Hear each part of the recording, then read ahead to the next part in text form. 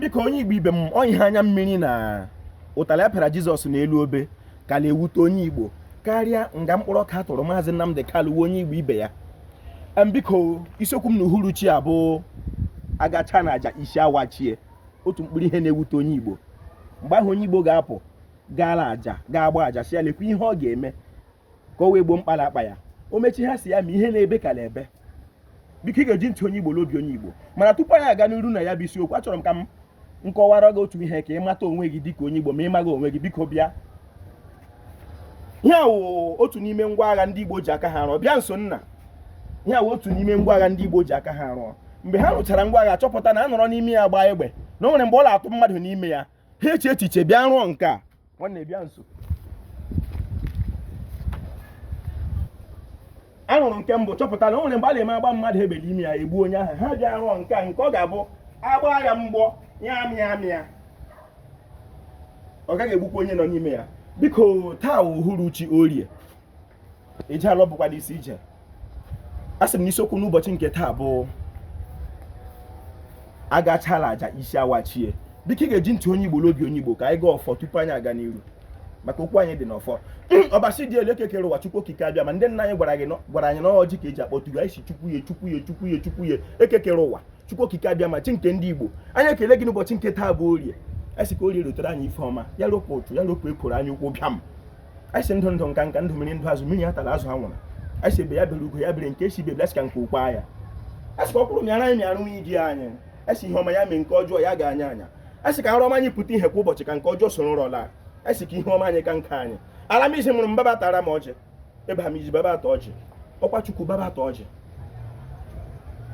Eko ha nna we baba tara m ọjị. Kamanụ ụmụ Chukwu bata ọjị. Ekwensu itu bata ọjị. Nwaanyị afọ bata ọjị. Ihe onye nwutu bata ọjị. Ụbakịrịbị itu bata ọjị. Nkwa ahịkwu baba tara m ọjị. Isi enyi nna we beko bata ọjị. Awara niile dị n'ala nna, mmiri niile dị n'ala nna, maka mmiri na-ehuru hule ribe ya si ifeọma ya mee. Ihe anyị na-akpọ ụka bụ dịghị mkpọ ndị Igbo ga-esi mata chikere ha, fee Chineke otu ahụ si ike ha, ka anyị wee nwere onwe anyị.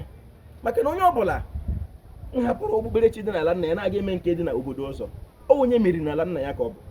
Esi chikere Igbo biko tiri anyị aka mere anyị ebere, kpọte mmụọ anyị ka anyị ghọta mata kpete ma kpenye na Chineke abụghị ọbịa n'ala Igbo ka ihe wedere anyị na mma n'aha ndị ichie ọdịnala ise.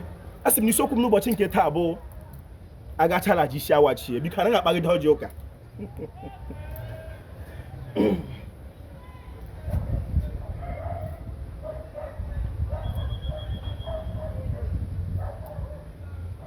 Asị ndị mbụ na ndị egede, ndị ọkpụ, ndị ime ọkpọ, ndị ichie, ndị rụrụ ihe ndị n'ihe otuto ka ala nna ya mba ata ọjị. Anyị ji ọjị n'aka. Asị na eweta ọjị na-ewetala ndụ. Anyị sị ndụ ya dịkwa anyị. Asị m n'isiokwu n'ụbọchị nke taa bụ agachala aja isi awachie. Biko okwu adọrọ ọkpọdụ ọkpụrụkpụ a ga-atọ ya ka ngwugwu gba. Mgbe ahụ na-eme onye Igbo were mkpa ya